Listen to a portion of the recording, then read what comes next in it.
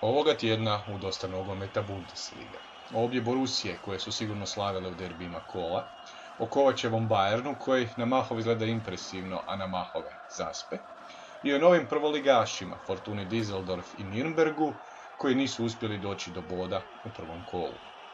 Pregled ovog prvog kola njemačke Bundeslige početi ću kao i uvijek kronološki utakmicom koja je odigrana još u petak. Ovoga puta bio je to dvoboj Bayerna i Hoffenheima. Bila je to utakmica koja je trebala dati odgovor na pitanje tko će pobijediti, Kovač ili Nagelsmann? Može li Niko Kovač pobijediti i pobjedom početi svoju prvu sezonu na klupi velikog Bayerna? Za početak reći ću kakve su bile atmosfere u momčadima prije ove utakmice. Domaći nogometaši Bayerna u ovu su utakmicu ulazili dobrog raspoloženja, oni su bili aktualni prvaci, prije ove utakmice su u kupu pregazili Eintracht sa velikih 5:0 i puni su optimizma ulazili u sezonu pod novim trenerom Nikom Kovačem. Gosti iz Hoffenheima u ovu su sezonu također ulazili puni optimizma, oni su prošlu sezonu završili na 3. mjestu, te su po prvi puta u svojoj povijesti išli u Ligu prvaka. Znali su da je ovo zadnja sezona trenera Nagelsmana, znali su da on ide u RB Leipzig i željeli su mu sigurno prirediti pravi oproštaj u toj njegovoj zadnjoj sezoni na klupi kraj Gaura. Prije ove utakmice treba istaknuti da je u top formi bio Robert Lewandowski. On je zabio hat-trick u Superkupu, a njemu inače leži Hoffenheim, zabio mu je 7 golova, ukupno 14 utakmica protiv kraj Gaura. Treba također istaknuti da Bayern dominira u zadnje vrijeme protiv Hoffenheima. Od mogućih 30 bodova u zadnjih 10 domaćih utakmica protiv Hoffenheima, Bavarci su osvojili čak 26 bodova. Bayern bi od ove utakmice bio zadovoljan samo vjerojatno pobjedom, jer to je Bayern. A gosti iz Hoffenheima bi prije ove utakmice vjerojatno potpisali remi. Njima je otišlo dosta igrača, a remi u Minhenu je dobar rezultat bilo koje momčine. Najave su sugerirale da je Bayern naravno favorit. Hoffenheimu su otišli i Gnabry i Uth, ostao je Kramarić i dosta je bilo na njemu prije ove sezone, ali ni on nije mogao igrati u ovoj utakmici zbog ozljede. Dakle, svaka čast Hoffenheimu, ali prije ove utakmice znalo se da bi sve osim pobjede Bayerna bilo iznenađenje. Nakon najave, red je da pričam i o samoj utakmici. Kovačev Bayern dobro je počeo sezonu, počeo je pobjedom 3:1. Dakle, naš Niko Kovač pobjedio je svojeg rivala iz Hoffenheima, Juliana Nagelsmana.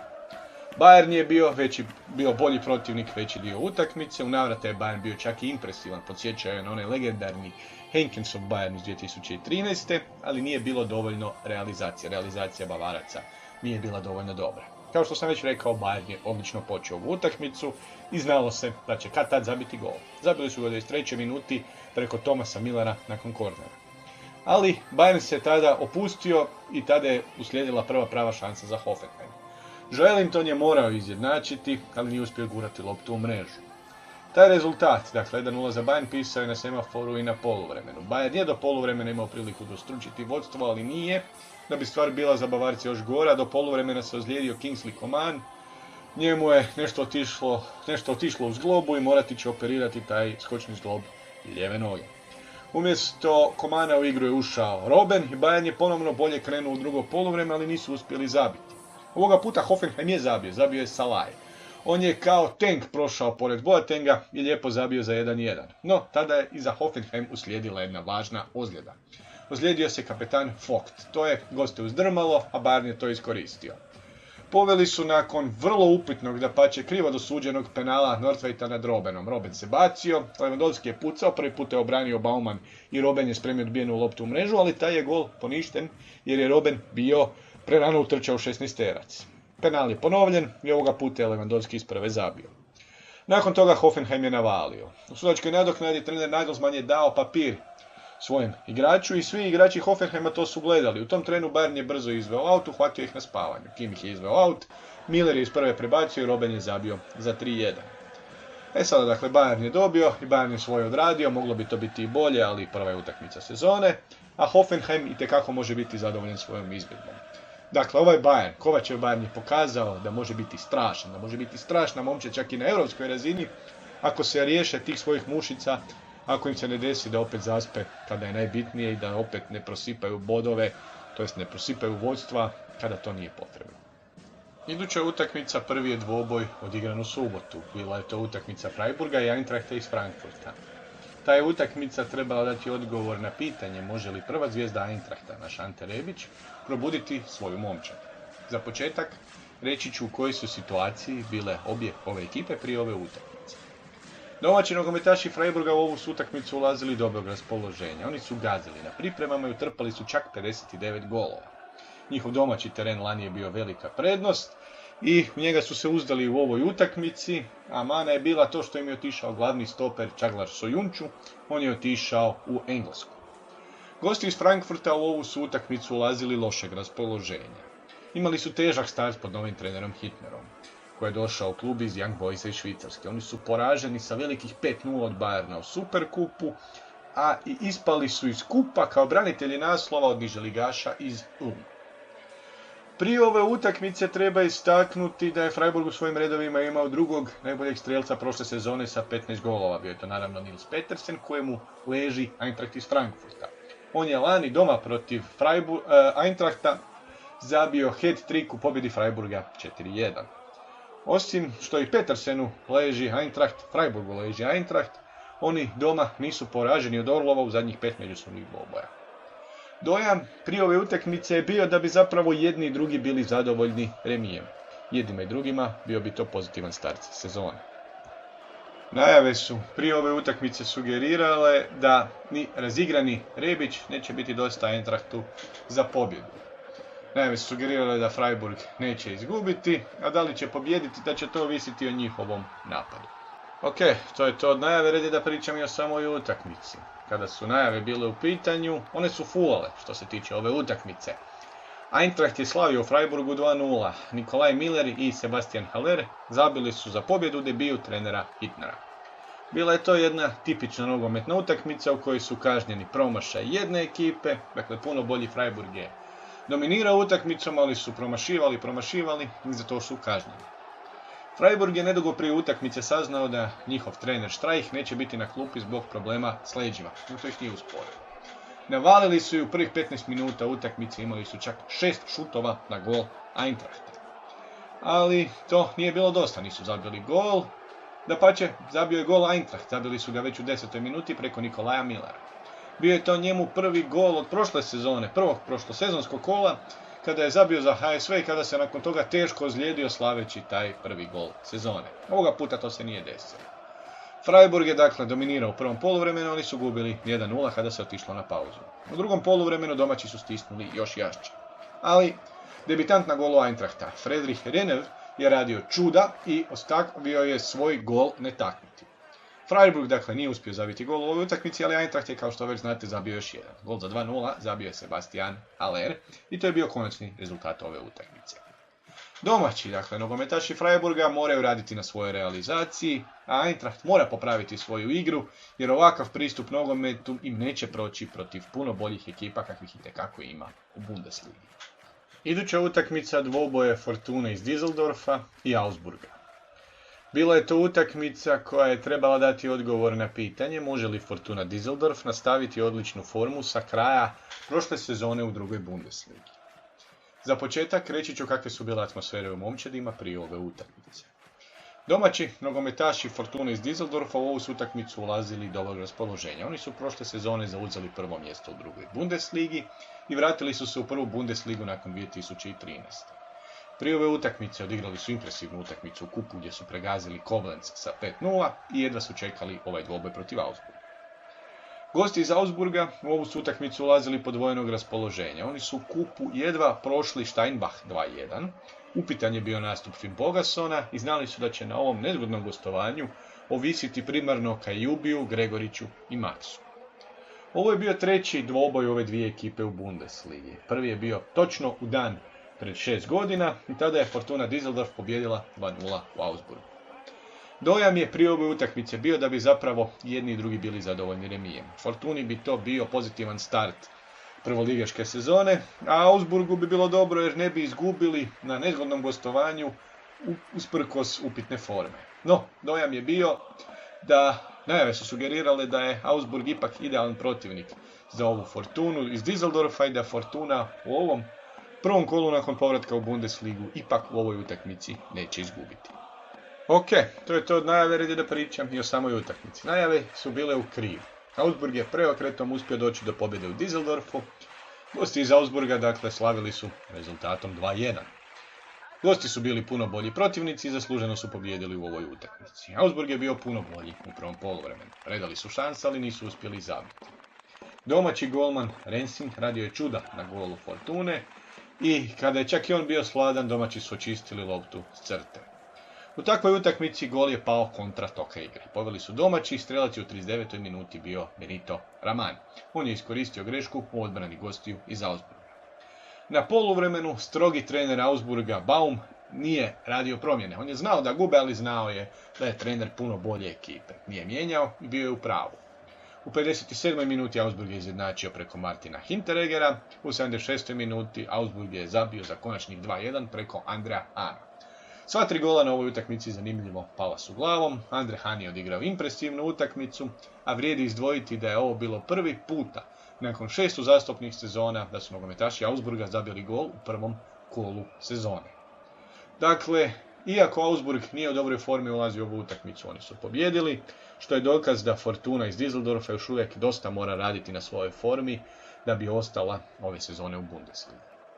Iduća utakmica dvoboj je Hertha i Nürnberga. Bila je to utakmica koja je trebala dati odgovor na pitanje može li Nürnberg biti uspješan u svojoj prvoj utakmici nakon povratka u Bundesligu. Za početak reći ću u kojoj su situaciji bile obje ekipe prije ove utakmice. Domaći nogometaši Herthe u ovu su utakmicu ulazili dobrog raspoloženja. Oni su u kupu prije ove utakmice pobjedili nezgodni Eintracht iz Braunschweiga rezultatom 2:1. Tokom ljeta su u Berlin doveli dosta mladih igrača i u glavnom gradu Njemačke vladao je optimizam da bi Hertha mogla, kao i pred 2 sezone, ponovno osigurati plasman u Europu. Gosti iz Nürnberga u ovu su utakmicu također ulazili dobro raspoloženje. Oni su u kupu pobijedili Linz rezultatom 2:1, a velike su nade pred ovu sezonu polagali u mladog Tillmana, koji je u klub došao na posudbu iz Bayerna. On je bio odličan na pripremama i u Nürnbergu je vladala vjera da bi on tako mogao nastaviti i u regularnom dijelu sezone. Vrijedi istaknuti, prije ove utakmice Herthi nikako nije ležao Nürnberg. Hertha nije pobjedila Nürnberg u zadnjih 6 međusobnih dvoboja u Bundesligi. I ne samo to, Hertha je poražena u 5 od tih zadnjih 6 međusobnih dvoboja, a Nürnberg je slavio na zadnja 3 gostovanja u Berlinu. No, bez obzira na taj nezgodan skor protiv Nürnberga u zadnje vrijeme, u Berlinu su bili optimisti i njih bi zadovoljila prije ove utakmice samo pobjeda. Nürnberg bi bio zadovoljan i remijem. Bez obzira na dobar niz protiv Herthe, ova Hertha je jako ozbiljna ekipa, a Nürnberg je novi prvoligaš. U takvoj situaciji u prvom kolu dobar je i remi na nezgodnom gostovanju. Najave su sugerirale da bi sve, osim pobjede Herthe u ovoj utakmici, bilo veliko iznenađenje, ali ovakve ekipe kao što je Nürnberg bio prije ove utakmice znaju odlično početi sezonu nakon dolaska iz druge Bundeslige, tako da su najave ipak bile djelomično rezervirane i nisu sa sigurnošću tvrdile da će Hertha u ovoj utakmici slaviti. Nakon najave, red je da pričam i o samoj utakmici. Dakle, iako najave nisu htjele sa 100% sigurnošću tvrditi da će Hertha pobijediti, tome je bilo tako. Hertha je bez veće muke, ali zapravo i dosta sretno došla do pobjede protiv Nürnberga. Rezultat je bio 1:0. Hertha je bila puno bolja, ali skoro je trapavi penal pred sam kraj utakmice sve upropastio. Dakle, kao što sam rekao, Hertha je bila bolja, stvarala je šansu za šansom, ali te su šanse promašivali i eto, skoro su bili kažnjeni. Hertha je stvarala šanse negdje do 27. minute, a tada je jedan od glavnih promašivača, Valentin Razaro, asistirao, lijepo je probio stranu i asistirao za Ibiševića za već tada konačnih 1:0. Hertha je zasluženo vodila na poluvremenu, u drugom poluvremenu Nürnberg je bio nešto bolji nego je bio u prvom, ali Herthina pobjeda baš i nije dolazila u pitanje, sve do 85. minute, kada je Herthin Rekik trapavo igrao rukom u 16-tercu. Sudac je dosudio penal, ali Išaku je taj penal odlično skinuo domaći golman Jarstein, tako da su 3 boda ostala u Berlinu. Hertha je dakle dosta rutinski pobjedila, a Nürnberg za sada ne pokazuje da ima pravih razloga za brigu. Ovo nije lako gostovanje, gostovanje u Berlinu nije nikome lako, a da je Išak bio malo prisebniji sa te bijele točke, gosti bi već u prvom kolu imali prvi bod ove sezone. Iduća utakmica dvoboj je Werdera i Hannovera. Bila je to utakmica koja je trebala dati odgovor na pitanje može li novi kapetan, zločesti dečko njemačkog nogometa Max Kruse, odvesti Werder do uspjeha ove sezone. Za početak reći ću kakve su bile atmosfere u momčadima prije ove utakmice. Domaći nogometaši Werdera u ovu su utakmicu ulazili dobrog raspoloženja. Oni su u kupu pregazili Vormatiju rezultatom 6-1. Njima su došli dobri napadači, došli su Austrijanac Harnik i Japanac Osako. Za recimo Osaka je trener Steger, bivši trener Kelna i Borussia Dortmund, tvrdio da je najbolji igrač kojeg je ikad imao. Dakle, jak napad Werdera postao je još jači. Gosti iz Hanovera u ovu su utakmicu također ulazili dobrog raspoloženja. Oni su u kupu pregazili Karlsruhe rezultatom 6-0. A osim toga poharali su HSV. Doveli su sve igrače koji su procijenili da su dovoljno dobri da ostanu u prvoj Bundesligi. Došli su znači Amerikanac Wood, Wallace te dva Japanca, Haraguchi i Asano. Prije ove utakmice treba reći da je Werderu ležao Hanover. Zeleno-bijeli s Vesara su Hanoveru zabili ukupno 2,3 gola u prosjeku u 58 utakmica koliko su ove dvije momčadi međusobno odigrale. Nikome više golova nije zabio Werder, zapravo Hanoveru je više golova zabio samo Bayern. Werder je konačno prije ove sezone želio sezonu dostojne svoje kvalitete, a za to im je trebala pobjeda na startu sezone. S druge strane, dojam je bio da bi gosti iz Hanovera bili zadovoljni remijem u ovoj utakmici. Dovoljno je bilo samo sjetiti se kako su prošle sezone pregaženi na Veseru od Werdera. Najave su sugerirale da bi napad Werdera trebao biti previše za ovu momčad Hanovera, ali također najave prognoze nisu zaboravljale da Werder često zna odigrati jako loše na jesen, tako da je ta ipak prognoza o vrlo vjerojatnoj pobjedi Werdera bila sa jednom dozom rezerve. Nakon najave, red da pričam i o samoj utakmici. Prognoze su bile u pravu da nisu vjerovale Werderu. Utakmica u vremenu završila je 1-1, dva kasna gola, dakle nisu promijenila ishod ove utakmice. Utakmica je počela i završila remijem. Bolji je bio Werder, ali domaći su po ko zna koji puta kažnjeni za promašaj i na kraju su čak i morali loviti bod u ovoj utakmici. Werder je navalio od prve minute, a gosti iz Hanovera su se itekako sjećali da su lani tu pregaženi sa 4-0, tako da su se branili i čuvali 0-0, što je dulje bilo moguće, tako da je na poluvremenu taj rezultat i pisao na semaforu. Bilo je dakle 0-0.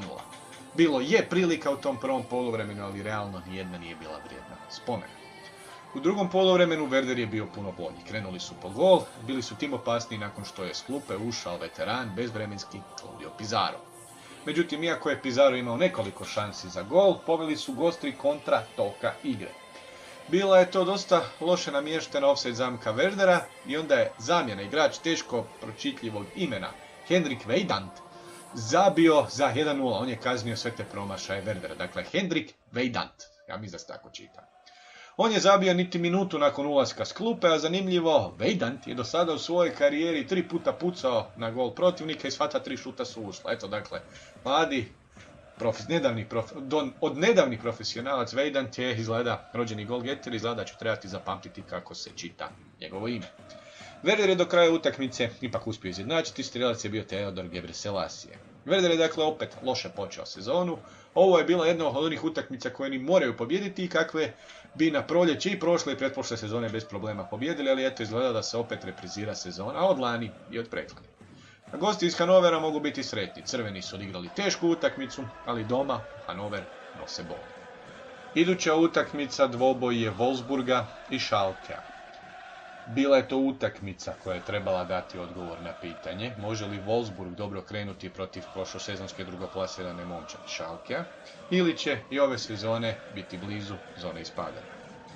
Za početak reći ću u kojoj su situaciji bile obje ekipe prije ove utakmice. Domaći nogometaši Wolfsburga u ovu su utakmicu ulazili podvojenog raspoloženja.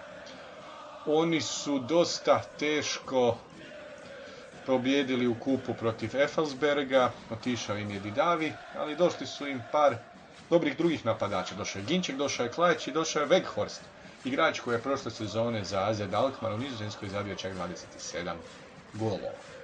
Gosti iz Schalkea u ovu su utakmicu ulazili dobro raspoloženje. Oni su prošlu sezonu zauzeli drugo mjesto, a u ovoj sezoni željeli su napredak, pa možda čak i lov za naslov. Oni su prije ove utakmice u kupu dobili Schweinfurt sa 2-0, došli su im jako dobri igrači sa Lipsana iz Hanovera i Ut iz Hoffenheima i dojam je bio da su rudari iz Gelsenkirchena još jači nego su bili prošle sezone. U zadnjih 5 međusobnih dvoboja ove dvije ekipe Schalke u potpunosti dominirao, osvojili su čak 13 od mogućih 15 bodova. Dojam je prije utakmice bio da bi domaći nogometaši Wolfsburga bili zadovoljni sa remijem. Taj remi bi značio pozitivan start, što je sigurno dobro nakon zadnje 2 sezone gdje su se jedva spašavali od ispadanja u play-off. A gosti iz Gelsenkirchena bi iz ove utakmice bili zadovoljni samo sa pobjedom. Oni, kao što sam već rekao, žele u najmanju ruku ponoviti drugo mjesto od prošle sezone. Najave su sugerirale da bi sve osim pobjede Schalkea bilo iznenađenje, ali su najave također i napominjale da je ovo prvo kolo i da ekipe još uvijek nisu na 100%.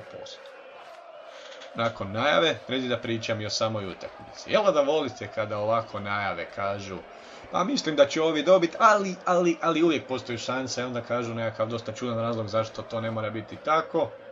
A evo, najave, prognoze ovoga puta su bile u pravu da su bile skeptične. Dakle, u ovom kolu sam 3 puta našao da su najave sugerirale da se možda desi iznenađenje, našle su nekakav dosta diskutabilan razlog i sva 3 puta su bile u pravu. Bio je to loš dan za Schalke, rudari su sa 10 igrača poraženi u Wolfsburgu 2-1. Domaći nogometaši Wolfsburga bili su bolji protivnici i realno trebali su pobijediti puno prije sudačke nadoknade.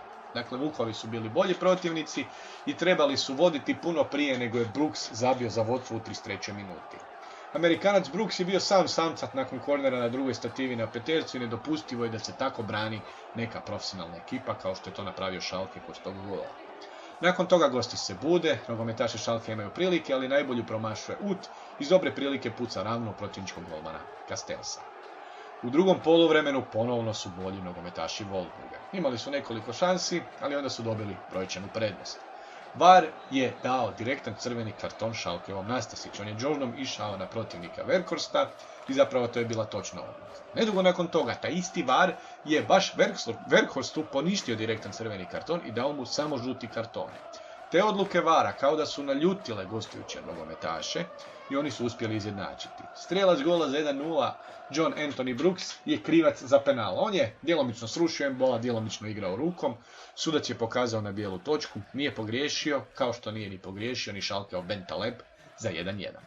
Ali tu nije bio kraj. U igru ulazi Ginček baš umjesto kontroverznog Weghorsta koji je zapravo bio sretan da je još uvijek na terenu. I baš Ginček u sudačkoj nadoknadi zabija za konačnih 2-1. Dakle, nogometaši Schalkea su grozno počeli ovu sezonu, grozno iz perspektive nekoga koji želi braniti barem drugo mjesto kao lani. A nogometaši Wolfsburga su odlično krenuli u sezonu. Ako se po jutru dan poznaje, mislim da mogu tvrditi da će ove sezone biti daleko iznad mjesta koje vodi u play-off za ostanak u Bundesligi. Iduća utakmica dvoboje Borussia Mönchengladbach i Bayer Leverkusena. To je bio top špil ovoga kola i utakmica koja je trebala dati odgovor na pitanje može li Leon Bailey kao i lani u ovom dvoboju namučiti obranu Borussia Mönchengladbach. Za početak reći ću u kojoj su situaciji bile obje ekipe prije ove utakmice. Domaći nogometaši Borussia Mönchengladbach u ovu su utakmicu ulazili odličnog raspoloženja.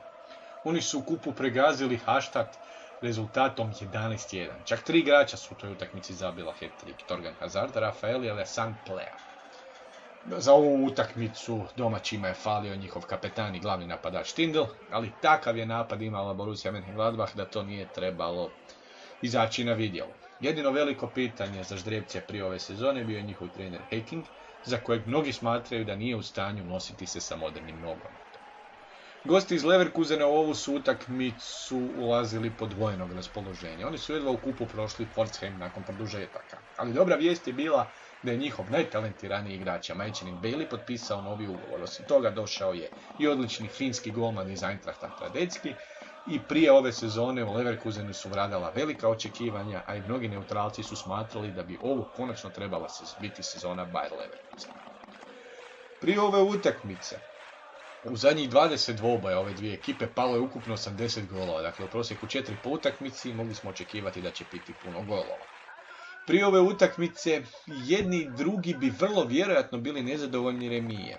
Zašto je tome tako? Borussia Mönchengladbach se nadala da bi ponovno mogli doći do Lige prvaka, a u Bayer Leverkusenu znaju da su dovoljno jaki za Ligu prvaka, da su dovoljno jaki možda čak i borbu za naslov.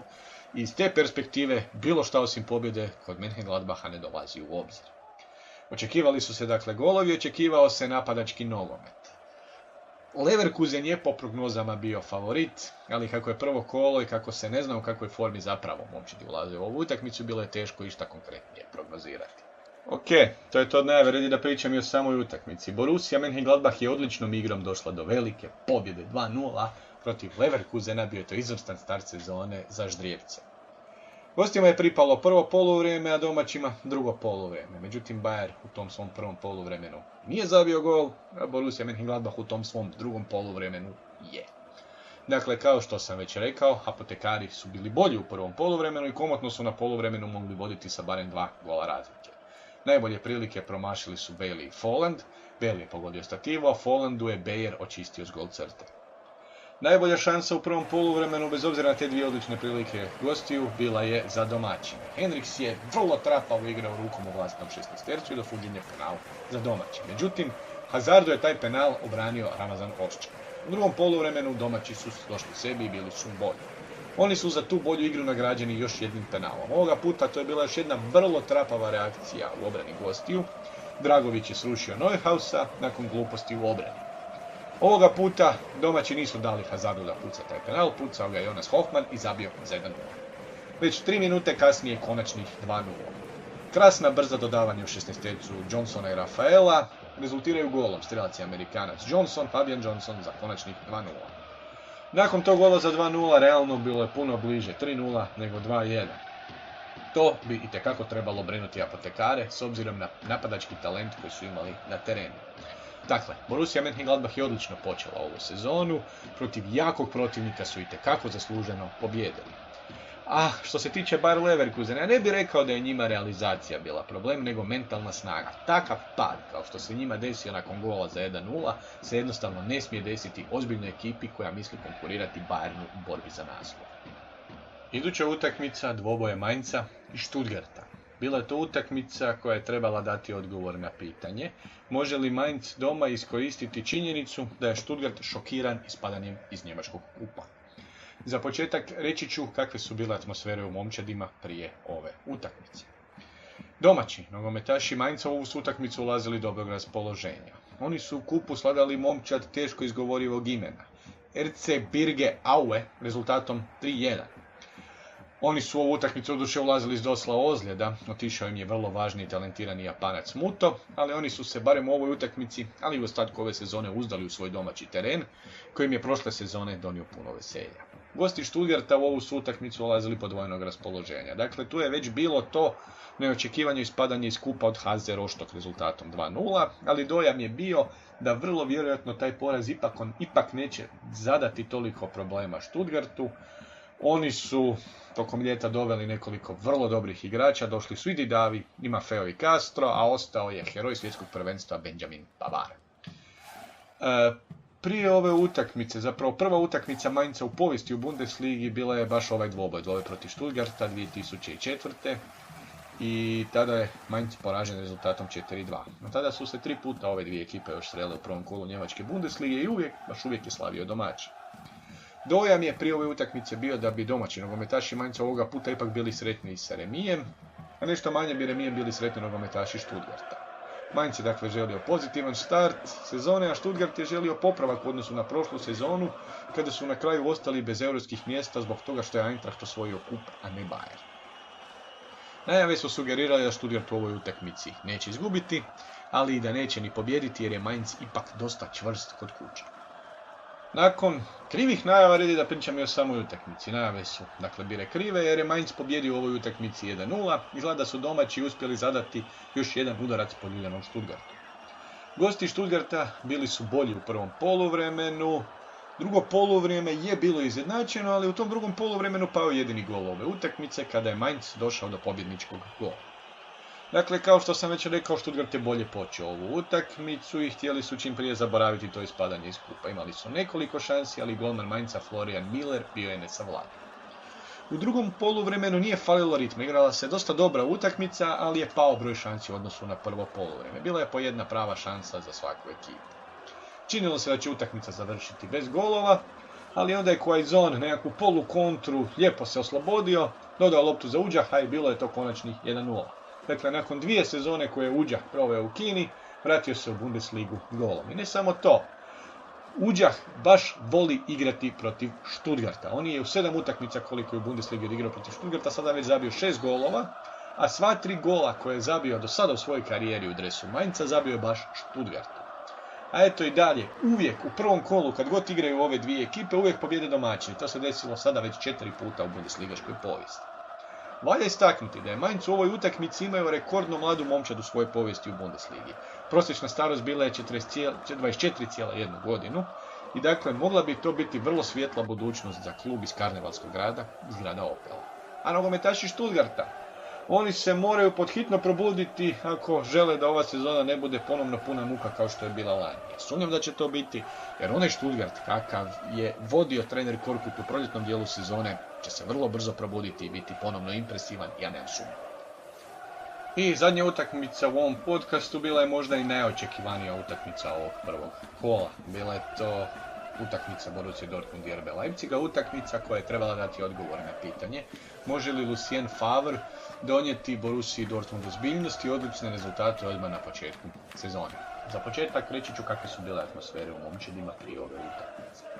Domaći nogometaši Borussia Dortmund u ovu su utakmicu i ovu sezonu ulazili dosta dobrog raspoloženja. Naime, konačno je na klupu došao Lucien Favre, trener kojeg su željeli lani. Ozbiljan trener, on igra jako disciplinirano i on uvijek dobro počne sezonu u novom klubu. Osim toga došli su i mnogi vrlo dobri igrači. Došli su Delaney, Wolf, Witsel i Hitz, a povrh svega toga prošli su i u kupu, doduše uz tešku muku, izbacili su Greuther Fürth tek nakon produžetaka. Gosti iz Leipziga u ovu su utakmicu ulazili podvojenog raspoloženja. Oni su isto imali novog trenera, novog starog trenera, Ralfa Rangnicka. Znali su da nakon ove sezone dolazi mega talentirani Nagelsmann. Oni su lani u ovom dvoboju pobjedili i prekinuli niz Borussia Dortmund od 41 uzastopne utakmice bez domaćeg poraza, ali ostali su i bez Nabija Keite i to je zapravo razlog tih podvojenih raspoloženja u istočnoj Njemačkoj. Prije ove utakmice RB Leipzig je zapravo baš u međusobnim dvobojima ove dvije ekipe protiv Borussije ostvario svoju prvu pobjedu u Bundesligi i prvu veliku pobjedu u Bundesligi, kada su pred 2 godine Keitinim golom u drugom kolu pobjedili Borussiju Dortmund 1-0. Prije ove utakmice gosti iz Leipziga vrlo vjerojatno bi bili zadovoljni remijem, dok bi domaći bili naravno zadovoljni samo pobjedom. Najave su sugerirali da će ovo biti vrlo dobra utakmica sa dosta žive i sadržajne kvalitetne igre. Sugerirale su da je Borussia Dortmund favorit, ali također su napominjali da je ovaj par do sada uvijek par, znači dvoboj Borussia Dortmund i RB Leipziga uvijek bio nepredvidiv. Najave su djelomično bile u pravu što se tiče ove utakmice. Bila je ovo odlična utakmica u kojoj je na kraju Borussia Dortmund slavila rezultatom 4-1, dakle crno-žuti su očekivano dobro počeli pod dobrim starterom, trenerom Favrom. Borussia izgledala konformno, čak i kada rezultat nije bio u njezinu korist i čak i kada su gosti imali inicijativu. Utakmica nije pošteno ni počela, već je bilo 1-0 za goste u 31. sekundi.